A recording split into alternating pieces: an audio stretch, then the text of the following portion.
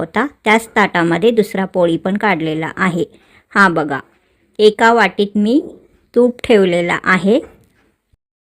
तुपाबरोबर हा शेंगा पोळी एकदम टेस्टी लागते।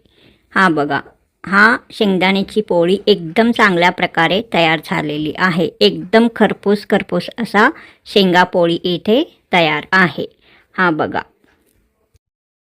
हा शेंगा पोळी एकदम चांगल्या प्रकारे तयार झालेला आहे। सर्व शेंगा पोळी मी येथे तयार करून घेतलेला आहे। हा बघा, सर्व शेंगा पोळी एकदम चांगल्या प्रकारे तयार झालेला आहे। हा बघा, रंग छान आलेला आहे। एकदम खरपूस असा हा शेंगा पोळी तयार झालेला आहे। सर्व शेंगा पोळी मी मोठ्या ताटामध्ये काढून घेतलेला आहे। हा बघा, अशा प्रकारे सर्व शेंगा पोळी तयार झालेला आहे।